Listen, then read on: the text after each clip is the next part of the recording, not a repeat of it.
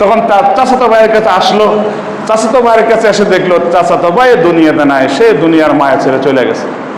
এই যে দেখেন লক্ষণীয় বিষয় হলো, যুদ্ধের ময়দানে অন্তিম সময় যখন পানির প্রয়োজন, এই সময় আরেকজন ভাই পানির জন্য চিৎকার করছে, নিজের প্রয়োজন পূরণ করে নাই, আরেক ভাইয়ের প্রয়োজন পূরণ করার জন্য। তখনও তারা কি পরিমাণ দয়া ছিল সাহাবায়ে কেরাম, অপর জনের প্রতি তারা পাঠিয়ে দিলেন, যাও আমার দরকার নাই, তাকে পান করাও। যখন তার প্রয়োজন, নিজের প্রয়োজন ভুলে গিয়ে অপর ভাইয়ের প্রয়োজনকে প্রাধান্য দেওয়ার নামই হচ্ছে মুহাম্মদের উম্মত। এখন আমরা যদি নিজেকে মুহাম্মদের উম্মত দাবি করি, একে অপরের প্রতি আমাদের সহনশীল হতে হবে, সহনশীল, দয়া দেখাতে হবে। এটাই রাসূল সাল্লাল্লাহু আলাইহি ওয়াসাল্লাম একটা গুণ। আমরা রাসূলকে ভালোবাসি, রাসূলের সিরাত সম্পর্কে আলোচনা করতেছিলাম যে অন্যতম রাসূলের একটা গুণ হলো রাসূল সাল্লাম দয়াল নবী ছিলেন। সেই দয়া নামক গুণ আমরাও অর্জন করে একে অপরের প্রতি আমাদেরকে দয়াশীল হতে হবে। আল্লাহ তাআলা আমাদের সবাইকে একে অপরের প্রতি দয়াশীল হওয়ার জন্য আল্লাহ তাআলা আমাদেরকে তৌফিক দান করুন। আমরা যারা 4 রাকাত সাল্লাল্লাহু আলাইহি ওয়াসাল্লামের সিরাত সম্পর্কে, রাসূল পাক সাল্লাল্লাহু আলাইহি ওয়াসাল্লামের গুণাবলী সম্পর্কে, মানুষের জীবনে যত গুণ থাকে তার মধ্যে সবচেয়ে একটা বড় গুণ হলো দয়া। এই দেওয়াটা হচ্ছে সবচেয়ে বড় একটা গুণ। মানুষের প্রতি দয়ার অর্থ কি? মানুষের প্রতি দয়ার অর্থ হলো মানুষের প্রতি ভালোবাসা, মানুষকে মুহাব্বত করা, মানুষের কল্যাণ কামনা করা। এই গুণ রাসূল আরবি সাল্লাল্লাহু আলাইহি সাল্লামের মাঝে সবচেয়ে বেশি ছিল। মানুষের কল্যাণ কামনা করা, মানুষের প্রতি দয়া প্রদর্শন করা, মানুষের প্রতি সহনশীল হওয়া, মানুষের জন্য চিন্তা ফিকির করা, এই দয়া আমাদের নবী, বিশ্ব নবী সাল্লাল্লাহু আলাইহি সাল্লামের সবচেয়ে বেশি ছিল। এই জন্য আমাদের নবীকে বলা হয় নবীউর রহমান, অর্থাৎ দয়ার নবী। এবং আরও বলা হয় মুহিব্বুল ফুকারা ওয়াল মাসাকিন, আমাদের নবী হচ্ছে দরিদ্র এবং মিসকিনদের মুহাব্বতকারী। আল্লাহ পাক রব্বুল আলামিন স্বয়ং পবিত্র কোরআন কারিমে নবীকে করুণা বলেছেন। আল্লাহ তাআলা বলেন, ওয়ামা আরসালনাকা ইল্লা রাহমাতাল লিল আলামিন।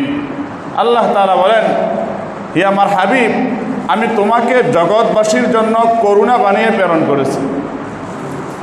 রহমত, আল্লাহ তাআলা উক্ত আয়াতে নবীকে রহমত অর্থাৎ করুণা বলেছেন। করুণা কি জিনিস বুঝেন? যখন মানুষের ভিতরে অল্প পরিমাণে করুণা থাকে, অল্প পরিমাণে যখন কোনো মানুষের ভিতরে দয়া থাকে, তাকে বলা হয় করুণাকারী, দয়াকারী।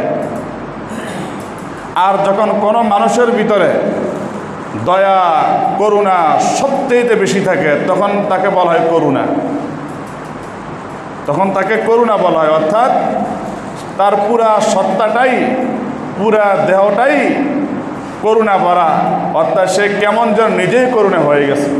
সে মানুষের প্রতি এতই সহনশীল, সে মানুষের প্রতি এতই দয়াশীল, সে মানুষের এতই কল্যাণকামী, সেই নিজেই যেন করুণা হয়ে গেছে। তার পুরা সত্তা, পুরা দেহটাই করুণা। যেহেতু আমাদের রাসূল, আমাদের নবী সাল্লাল্লাহু আলাইহি সাল্লাম করুণার সবচেয়ে বড় স্তর ছিলেন আল্লাহ তাআলার পরে, এই জন্য আমার আল্লাহ কোরআনে রাসূলকে ঘোষণা করেছেন, ওয়ামা আরসালনাকা ইল্লা রাহমাতাল লিল আলামিন। হে নবী, আমি তোমাকে বিশ্ববাসীর জন্য করুণা বানিয়ে প্রেরণ করেছি। আল্লাহ রাসূল সাল্লাল্লাহু আলাইহি সাল্লাম সাহাবায়ে কেরামকে বলেন, হে আমার সাহাবারা, যে আমার আর তোমাদের মাঝে সম্পর্ক কেমন জানো? যে আমার আর তোমাদের মাঝে সম্পর্ক হলো ওই ব্যক্তির মতো, এক ব্যক্তি এক জায়গায় আগুন জ্বালাইছে, আগুন প্রজ্বলিত করেছে কোনো একটা প্রয়োজন। যখন আগুনকে প্রজ্বলিত করা হলো তখন সেই আগুনের মধ্যে বিভিন্ন পাখি, চড়ুই পাখি, এক এক হাদিসের মধ্যে এক এক কথা বলছেন আল্লাহ রাসূল সাল্লাল্লাহু আলাইহি সাল্লাম, এগুলো ওরে ওরে ফড়িং ওরে ওরে আগুনের মধ্যে জাপ দিচ্ছে। তখন যিনি আগুন ধরাইছেন তিনি এই ফড়িংগুলোকে এগুলাকে হাত দিয়ে দূরে সরিয়ে দেন, যাতে করে এগুলো আগুনের মধ্যে পড়ে জ্বলে না যায়। আর এই ফড়িংগুলো ওরা ইচ্ছাকৃতভাবে আগুনের মধ্যে লাফ দিতে চায়, আগুনের ভিতরে প্রবেশ করতে চায়। ওই আল্লাহর বান্দাগুলোকে হাত দিয়ে তাড়িয়ে দেয়, নিজের বুক দিয়ে আগুনকে ডেকে রাখে, যাতে করে কোনো ফড়িং, কোনো পোকা সে আগুনের মধ্যে নিক্ষিপ্ত না হয় যাতে পড়ে একেবারে ধ্বংস না হয়ে যায়।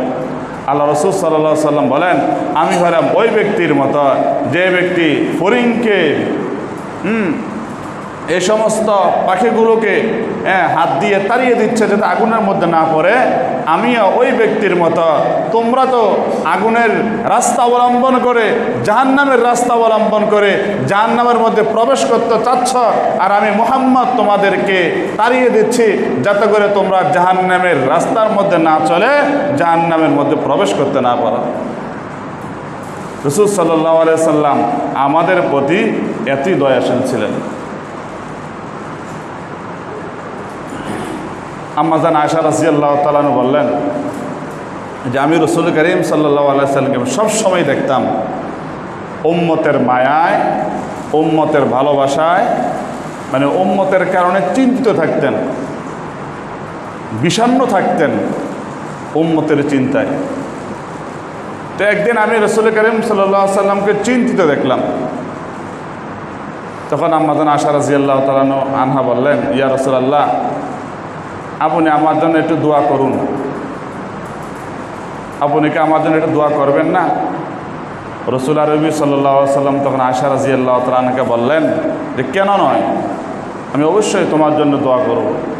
তখন রাসূল করিম সাল্লাল্লাহু আলাইহি সাল্লাম দোয়া করলেন, হে আল্লাহ, আয়েশার অতীতের এবং পূর্বের সমস্ত গুনাহ মাফ করে দেওয়া হোক। এই বলে যখন আল্লাহ রাসূল সাল্লাল্লাহু আলাইহি ওয়াসাল্লাম দোয়া করলেন, আয়েশা রাদিয়াল্লাহু তাআলা খুবই খুশি হলেন, খুবই আনন্দিত হলেন। আনন্দে নিজের মুখ, নিজের চেহারা নিচের দিকে এইভাবে ঝুঁকিয়ে রাখলেন। তখন রাসূল করিম সাল্লাল্লাহু আলাইহি ওয়াসাল্লাম বললেন, হে আয়েশা, তুমি কি অনেক খুশি হয়েছ? তুমি কি অনেক আনন্দিত হয়েছ আমি তোমার জন্য দোয়া করছি? আয়েশা রাদিয়াল্লাহু তাআলা আনহা বলে, ইয়া রাসূলুল্লাহ, অবশ্যই আমি আনন্দিত হয়েছি, আপনি আমার জন্য দোয়া করেছেন। তখন রাসূল করিম সাল্লাল্লাহু আলাইহি সাল্লাম বলেন, আমি শুধু তোমার জন্যই, আমি শুধু আমার স্ত্রীর জন্যই দোয়া করি, বিষয়টা এমন না। আমি এত নিমুখ হারাম না। আমি আমার উম্মতের জন্য প্রত্যেকটা নামাজের পরে যখন আমি দোয়া করি, আমি আমার উম্মতের জন্য দোয়া করি, আমি আমার উম্মতকে এক সেকেন্ডের জন্য বলি না। দেখেন, রাসূল উম্মতকে এত ভালোবাসতেন, এত মোহাব্বত করতেন, এত ফিকির করতেন, সবসময় ইয়া উম্মতি, ইয়া উম্মতি, হে আমার উম্মত, হে আমার উম্মত, তোমরা কোথায় যাচ্ছ, কোন রাস্তায় চলছ, কোন রাস্তায় চলে জাহান্নামে যাচ্ছ। রাসূল সাল্লাল্লাহু আলাইহি সাল্লাম আমাদেরকে এত মোহাব্বত করতেন, এত ভালোবাসতেন।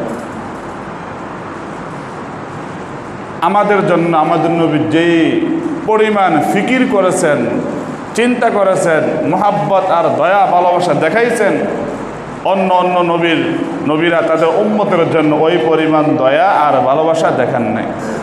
তারাও দেখাইছেন, কিন্তু আমাদের নবী যে স্তরে ছিলেন ওই স্তরে ওই নবীরা ছিলেন না। এত দয়ার সাগর ছিল আমাদের নবী। দেখেন, হযরত নূহ আলাইহিস সালাতু ওয়াস সালাম প্রায় ৯৫০ বছর তার উম্মতকে দাওয়াত দিয়েছেন। অল্প কিছু মানুষ ইসলাম গ্রহণ করলো, বাকিরা গ্রহণ করলো না। নূহ আলাইহিস সালামকে বিভিন্নভাবে কষ্ট দিতেন, বিভিন্নভাবে জুলুম নির্যাতন করতেন, বিভিন্নভাবে নূহ আলাইহিস সালামকে তারা কষ্ট দিছে। নূহ আলাইহিস সালাম সেই কষ্ট সহ্য করতে না পেরে শেষ পর্যন্ত উম্মতের জন্য বদদুয়া করেছেন। আল্লাহ তাআলা প্রত্যেকটা নবীর জন্য একটা স্পেশাল দোয়া বরাদ্দ করে রেখেছেন। প্রত্যেকটা নবীর জন্য একটা স্পেশাল দোয়া আল্লাহ তাআলা বরাদ্দ করে রেখেছিলেন, আর বলছেন তোমরা এই একটা দোয়া যদি করবা এই দোয়া সাথে সাথে কবুল করা হবে, অর্থাৎ যে জিনিস চাইবে সেটাই তোমাদেরকে দেওয়া হবে। আল্লাহ তাআলা তো নবীদের সমস্ত দোয়াই কবুল করতেন, অর্থাৎ নবীরা একটা বিষয়ের জন্য দোয়া করতে আছেন, এখন এই বিষয়টা না দিয়ে আল্লাহ তাআলা দেখতে আছেন নবীর জন্য অন্য আরেকটা বিষয় কল্যাণকর, অন্য আরেকটা বিষয় মঙ্গলজনক, তখন আল্লাহ তাআলা ওই জিনিসটাই নবীদেরকে দিয়েছেন। কিন্তু আল্লাহ তাআলা এমন একটা দোয়া প্রত্যেক নবীকে আল্লাহ তাআলা দিয়েছেন যে একটা দোয়া তোমাদের সব নবীকে দেয়া হলো, অর্থাৎ যে জিনিস চাইবে সেটাই সরাসরি তোমাদেরকে দেওয়া হবে। তাই যেটা বলতেছিলাম, নূহ আলাইহিস সালাতু ওয়াস সালাম তার উম্মতেরা এই পরিমাণ কষ্ট দিল, জুলুম নির্যাতন করলো, নূহ আলাইহিস সালাম সহ্য করতে না পারে সেই যে স্পেশাল দোয়া যেটা আল্লাহ তাআলা প্রত্যেক নবীকে দিয়েছিল, তখন নূহ আলাইহিস সালাম সে স্পেশাল দোয়া তার উম্মতের যারা দিন কবুল করে নাই, ইসলাম কবুল করে নাই, তাদের জন্য সে বদদোয়া করলেন। নূহ আলাইহিস সালাম বললেন, রব্বি লা তাযার আলাল আরদি মিনাল কাফিরিনা দাইয়ারা, হে আমার পালনকর্তা, যারা দিন কবুল করে নাই, যারা ইসলামকে কবুল করে নাই, হে আল্লাহ তাদেরকে ধ্বংস করে দাও। শুধু তাদেরকে নয়, তাদের বাড়ি ঘর যা আছে সব একেবারে সমূলে নিস্তানাবুদ করে দাও।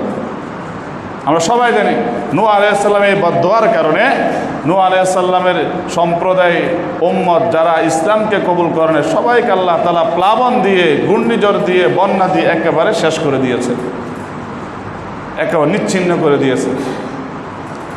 এটা যেটা বলতেছিলাম, নূহ আলাইহিস সালাম তার উম্মতের জন্য বদদোয়া করার জন্য সে স্পেশাল দোয়া দুনিয়াতে প্রয়োগ করেছে, এবং অন্যান্য নবীরাও এই স্পেশাল দোয়া প্রয়োগ করেছিল। হযরত সুলাইমান আলাইহিস সালাতু ওয়াস সালামকে, হযরত সুলাইমান আলাইহিস সালাতু ওয়াস সালাম তিনিও সে স্পেশাল দোয়া দুনিয়াতে প্রয়োগ করেছে। সাল্লাল্লাহু আলাইহি সাল্লাম আল্লাহর কাছে দোয়া করেন, আল্লাহ আপনি আমাকে মাফ করে দেন এবং আমাকে এমন রাজত্ব দান করেন দুনিয়াতে যে রাজত্ব কিয়ামতের আগ পর্যন্ত কাউকে দান করা হয় না, কিয়ামতের আগ পর্যন্ত কাউকে দান করা হবে না, এবং অতীতেও কাউকে দান করা হয় নাই, এমন বড় একটা রাজত্ব ক্ষমতা আমাকে দান করা। আল্লাহ তাআলা হযরত সুলাইমান আলাইহিস সালাতু ওয়াস সালামকে সেই ক্ষমতা আল্লাহ তাআলা দিয়েছেন। আমরা সবাই জানি সুলাইমান আলাইহিস সালাতু ওয়াস সালাম সারা পৃথিবীর বাদশা ছিলেন, মানুষের বাদশা ছিল শুধু, জিন জাতের বাদশা ছিল, পশু পাখির বাদশা ছিল, সমস্ত পশু পাখি মাখলুকের কথা সুলাইমান আলাইহিস সালাতু ওয়াস সালাম বুঝতেন, এমনকি পিপিলিকার কথাও সুলাইমান নবী বুঝতেন। পিপিলিকা কী বলে সেই ভাষাও বুঝতেন। সেই পাওয়ারফুল ক্ষমতা হযরত সুলাইমান আলাইহিস সালাতু ওয়াস সালামকে আল্লাহ তাআলা দিয়েছেন। কি দোয়ার বদলতে? ওই একটা স্পেশাল দোয়া আল্লাহ তাআলা প্রত্যেকটা নবীর জন্য বরাদ্দ রেখেছিল, সেই স্পেশাল দোয়া প্রয়োগ করে সুলাইমান আলাইহিস সালাতু ওয়াস সালাম সে বিশাল রাজত্ব গ্রহণ করেছেন।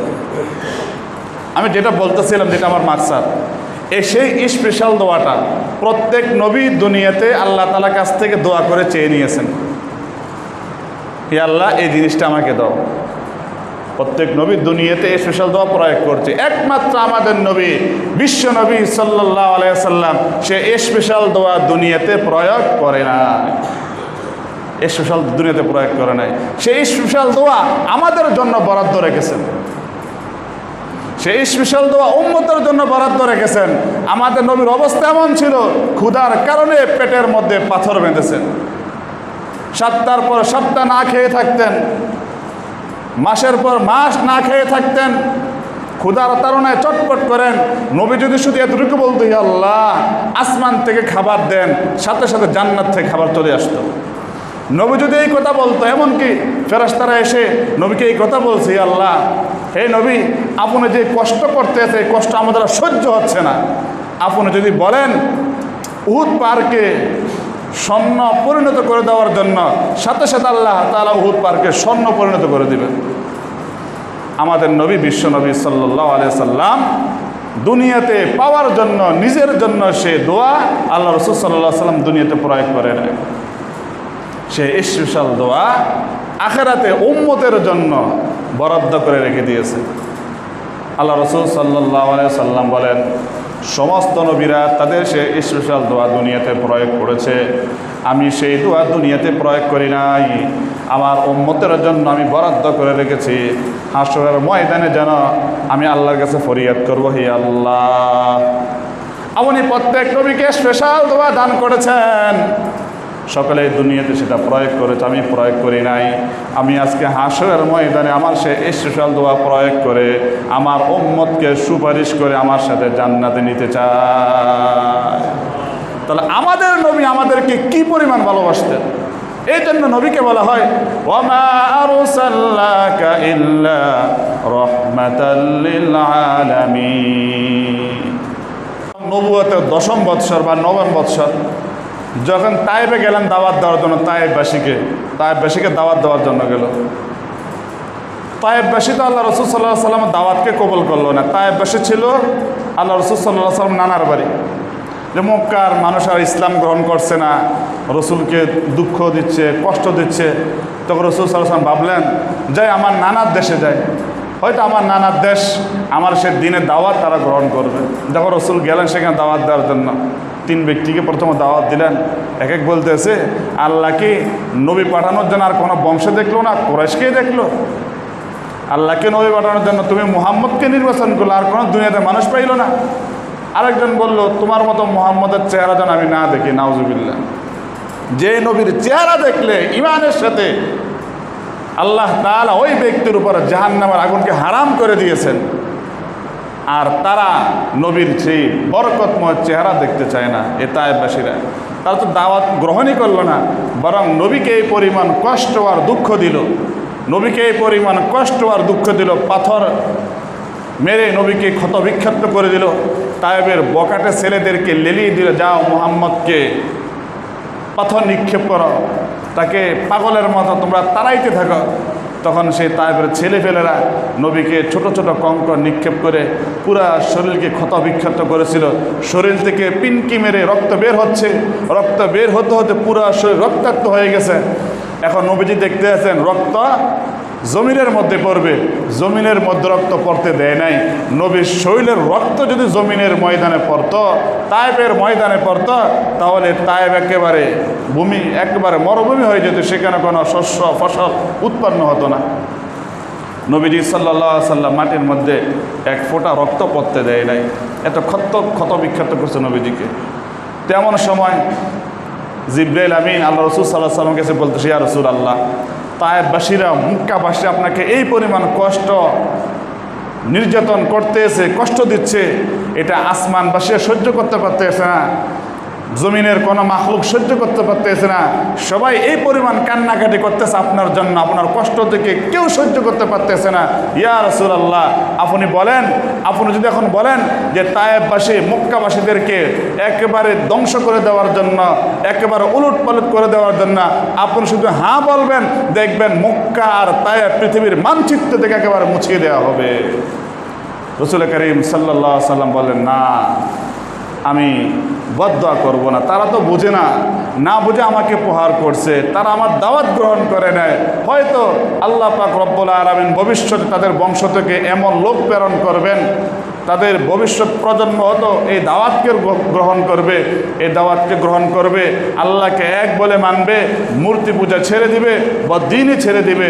অতএব আমি চাই না বদদুয়া করে তাদেরকে আমি ধ্বংস করে দিতে। আল্লাহ রাসূল সাল্লাল্লাহু আলাইহি ওয়াসাল্লাম বদদুয়া করে না। এত কষ্ট করার পরেও আল্লাহ রাসূল সাল্লাল্লাহু আলাইহি ওয়াসাল্লাম উম্মতদেরকে এত ভালোবাসতেন, এত মহব্বত করতেন, বদদুয়া করে না। অন্য নবীরা বদদুয়া করেছেন, ধ্বংস হয়ে গেছে, নূহ আলাইহিস সালাম যেমন করেছেন। এত ভালোবাসতেন আমাদের নবী, আমাদের নবী আমাদেরকে এত ভালোবাসতেন, উম্মতের মায়ায় চটপট করতেন। রাসূল করিম সাল্লাল্লাহু আলাইহি সাল্লাম অত্যন্ত দয়ালু ছিলেন,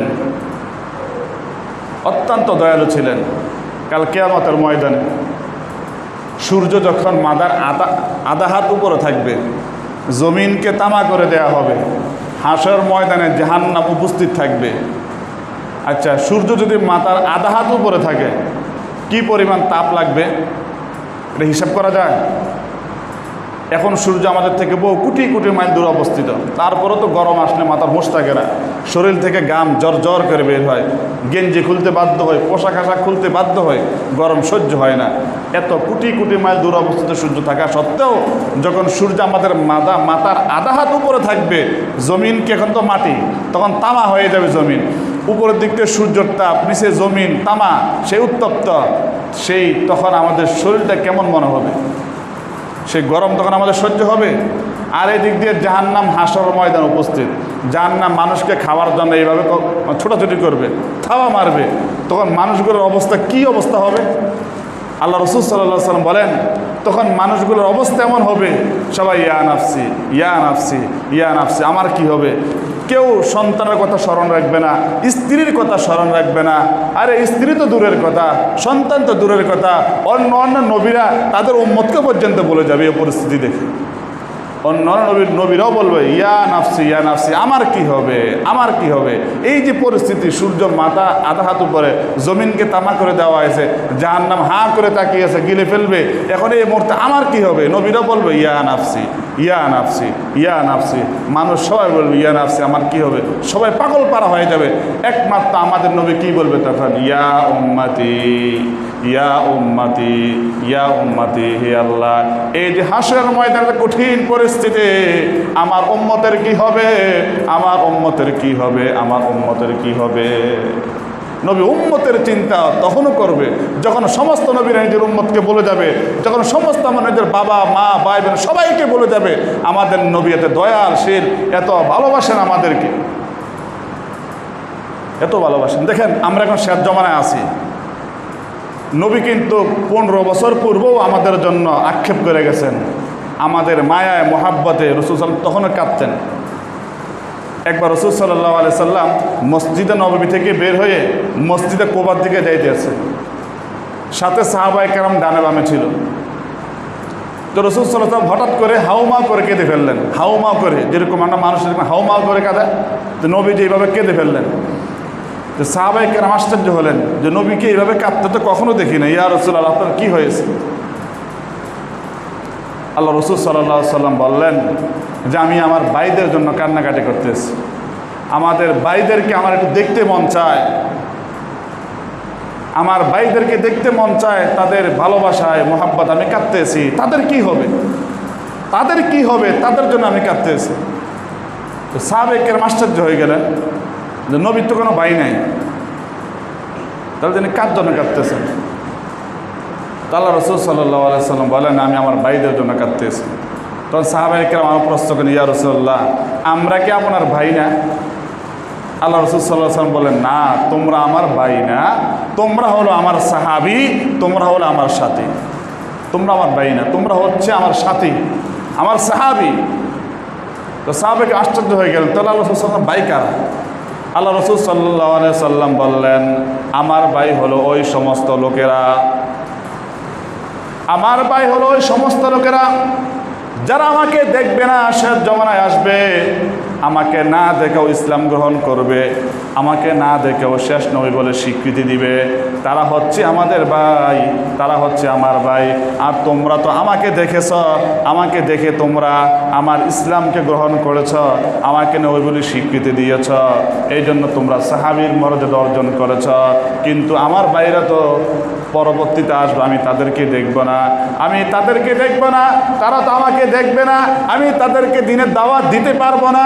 যখন তাদেরকে দিনের দাওয়াত দিতে পারবো না, হয়তো তারা আমার দিনকে গ্রহণ করবে না, ইসলাম গ্রহণ করবে না, তখন তাদের কি হবে, আমার ওই সমস্ত উম্মতের কি হবে, আমার ওই ভাইদের কি হবে। এই জন্য রাসূল সাল্লাল্লাহু আলাইহি সাল্লাম মাঝে মাঝে আমাদের কথা ভেবে, আমাদের শেষ জমানার উম্মতের কথা ভেবে মাঝে মাঝে হাউ মাউ করে রাসূল কান্নাকাটি করতেন। এত ভালোবাসতেন আমাদের বিশ্বনবী সাল্লাল্লাহু আলাইহি সাল্লাম, এত ভালোবাসতেন। আমরা কি নবী পরিমাণ ভালোবাসি? নবী আমাদেরকে যে পরিমাণ ভালোবাসতেন এর 1 কোটি ভাগের 1 ভাগও আমরা আমাদের নবীকে ভালোবাসি না। 1 কোটি ভাগের 1 ভাগও আমরা আমাদের নবীকে ভালোবাসি না। সেই 1 ভাগকে যদি আবার কোটি ভাগ করা হয়, সেই ভাগও আমরা নবীকে ওই পরিমাণ আমরা ভালোবাসি না। আমরা এত নিবুক হারাম। আমরা কয়জনে নবীর জন্য জীবন দিতে প্রস্তুত? সাহাবাই কেরাম আল্লাহ রসুল সাল্লাল্লাহু আলাইহি সাল্লামকে এই পরিমাণ ভালোবাসতেন, নবীর জন্য নিজের জান, মাল, জীবন, ছেলে, সন্তান সব কিছু কোরবানি করে দিয়েছে। আমরা কি কোনোদিন কোরবানি করতে পারছি? নবীর ভালোবাসায়, নবীর মোহাব্বত, নবীর আয়েশকে পারি নাই। তাহলে কেমন করে আমরা রাসূলের শাফায়াত কাল কিয়ামতের ময়দানে আমরা আশা করি? যার যেটা বলতেছিলাম, নবীর একটা গুণ ছিল, বৈশিষ্ট্য ছিল দয়া। নবী দয়ালু ছিলেন। এখন আমাদেরকেও দয়ালু হতে হবে, নবীর সেই গুণটা আমাদের অর্জন করতে হবে। আমরা যদি নবী নিজেকে মুহাম্মদ উম্মত বলে দাবি করি, আমরাও নবীর সেই দয়া নামক গুণটা অর্জন করে আমরাও একে অপরকে ভালোবাসতে হবে। আমরাও একে অপরকে ভালোবাসতে হবে, একে অপরকে মুহাব্বত করতে হবে। যদি আমরা একে অপরকে মুহাব্বত করতে পারি, নবীর সেই দয়ার গুণটা যদি আমরা অর্জন করতে পারি, তাহলে আশা করা যায় নবী আমাদের জন্য শাফায়াত করবেন, সুপারিশ করবেন। এই জন্য আমরা একে অপরের সেই দয়ার গুণটা অর্জন করে আমরাও একে অপরকে ভালোবাসার চেষ্টা করি। দেখেন, একজন বেশ্যা মহিলা, সে খারাপ কাজ করে, বেশ্যাখানা থেকে সে বাড়ির দিকে যাইতেছে। তো যাওয়ার সময় দেখলো একটা কুকুর পানি পাইতেছে না, পিপাসায় কাতরাচ্ছে, চটপট করতেছে। ও বেশ্যা মহিলা কুকুরের প্রতি এত দয়া হলো, এত মোহাব্বত হল। বুখারী শরীরের মধ্যে হাদিসটা আসছে। তখন মহিলা কী করলো, কুকুরকে কীভাবে পানি পান করাবে, সে অস্থির হয়ে গেল। হায় হায়, কুকুরটা এভাবেও চটপট করতেছে পানির জন্য। তখন অনেক দূরে একটা কূপ ছিল, তখন সেই কূপ থেকে পানি এনে কুকুরকে পান করার জন্য, পিপাসা নিবারণ করার জন্য মহিলা ইচ্ছা করলেন। এখন পানি কীভাবে নিয়ে আসবে? মহিলা গেছে কোনো বান্ড নেয়, পাতিল নেয়, কিচ্ছু নেই। তার মহিলার পায়ের ভিতর মৌজা ছিল, মৌজা। সে মৌজা করে পানি এনে কুকুরকে পানি পান করানোর জন্য দিল, কুকুরও তৃষ্ণা নিবারণ করলো। এই যে বেশ্যা মহিলারা এই কাজ করলো, আল্লাহ তাআলা একটা মাখলুক, কুকুর, নিকৃষ্ট একটা প্রাণী, কুকুরের প্রতি এই মায়া আর মোহাব্বত দেখাইল। এর উসিলা আল্লাহ তাআলার সাথে সাথে বেশ্যা মহিলাকে মাফ করে দিয়েছেন। মাফ করে দেওয়ার কারণে মহিলার মোড় ঘুরে গিয়েছে। মহিলা সেই বেশ্যাখানার থেকে ফিরে মহিলা দিনের রাস্তায় চলে আসছে। আল্লাহ তাআলা তাকে জান্নাতি করে দিয়েছেন। এই হাদিসে কিতাবের মধ্যে আসছে। মুহাদ্দিসিনে কেরাম বলেন, একটা বেশ্যা মহিলা যদি একটা নিকৃষ্ট কুকুরকে যদি পানি পান করানোর কারণে, একটা নিকৃষ্ট কুকুরের প্রতি দয়া আর ভালোবাসা দেখানোর কারণে যদি মাপ পাইতে পারে, আল্লাহ তাআলার কাছ থেকে ক্ষমা পাইতে পারে, তাহলে আমরা মানুষ, আমরা যদি অপর ভাই, অপর মুসলমান ভাইয়ের প্রতি দয়া দেখায়, ভালোবাসা দেখায় আশরাফুল মাখলুকাত মানুষের প্রতি, তাহলে আল্লাহ তাআলা আমাদেরকে মাফ করবেন না? অবশ্যই মাফ করবেন। একটা নিকৃষ্ট কুকুরের প্রতি বেশ্যা মহিলা দয়া দেখানোর কারণে যদি বেশ্যা মহিলাকে আল্লাহ তাআলা মাফ করতে পারেন, আমরা যদি সৃষ্টির শ্রেষ্ঠ দেব আশরাফুল মাখলুকাত মানুষের প্রতি দয়া আর ভালোবাসা প্রদর্শন করি, তাহলে অবশ্যই আল্লাহ তাআলা আমাদেরকেও মাফ করে দেবেন। এই জন্য আমাদের দয়াশীল হতে হবে। আমাদের নবীও রহমত ছিলেন, আমাদেরকেও রহমত হতে হবে, আমাদেরও দয়াশীল হতে হবে, একে অপরের প্রতি করুণা করতে হবে, একে অপরের প্রতি দয়াশীল হতে হবে। এর জন্য কারো উপর আমরা জুলুম করার জন্য চেষ্টা করব না, একে অপরে আমরা নবীনীতি অবলম্বন করব। তাহলে আমরা সোনার মানুষে পরিণত হতে পারব। সাহাবায়ে কেরাম দেখেন, ইয়ারমুকের যুদ্ধের সময় তো মুসলমানদের অনেকে আহত নিহত হলো যুদ্ধের ময়দানে। আগেরকার জগতের যুদ্ধ যে গোলা বারুদ ছিলেন, তরবারি দ্বারা কারো গর্দান কেটে দেওয়া হতো, কারো হাত, এভাবে ক্ষত বিক্ষত অবস্থায়। তো এক সাহাবি, যুদ্ধ যখন শেষ হলো, তখন মুসলমানদের পক্ষ থেকে একজন সাহাবি সেই বের হলো তার চাচাতো ভাইকে পাওয়ার জন্য, খোঁজ করতে আছে যে আমার চাচাতো ভাই তো যুদ্ধ করার জন্য গেছে, সে যুদ্ধের ময়দানে জীবিত আছে নাকি সে নিহত হয়ে গেছে। যদি সে নিহত হয় তোমার তার লাশ নিয়ে আসবো, যদি আহত হয় তাকে এরকমভাবে সেবা যত্ন করে সুস্থতা করার জন্য তাকে আমি রিসিভ করে নিয়ে আসবো, সাথে কিছু পানিও নিয়ে গেলেন। তখন তিনি যুদ্ধের ময়দানে গেলেন, খোঁজ করে দেখতে এসে যে তার চাচাতো ভাইকে পাইল। চাচাতো ভাই তখন পানি করতেছে, পানি তার সাথে পানি ছিল। তখন চাচাতো ভাইকে পানি দিবে, এমন সময় আরেকজন চিৎকার করছে, পানি পানি পানি। তখন চাচাতো ভাইয়ের পানির দরকার ছিল। তখন ওই আহত ব্যক্তি বলতেছে যে তার চাচাতো ভাইকে বলতেছে আমার পানি লাগবে না, আমার আরেক ভাই পানি বলে চিৎকার করতেছে, যাও তাকে আগে পানি পান কর, আমি পরে পান করব। তখন সে চাচাতো ভাই তখন দ্বিতীয় ব্যক্তিকে পানি পান করার জন্য গেল। দ্বিতীয় ব্যক্তি এমন সময় পানি মুখে নিতেছে, এমন সময় তার পাশে আরেকজন চিৎকার করে উঠল, পানি পানি পানি। তখন দ্বিতীয় ব্যক্তিকে বলল ওই লোককে যে আমার পানি দরকার নাই, আমার থেকে তার বেশি প্রয়োজন, যা তাকে পানি দাও। তখন ওই লোক তৃতীয় ব্যক্তিকে পানি পান করার জন্য গেল, দেখলো তৃতীয় লোক সে দুনিয়াতে আর নাই, সে দুনিয়ার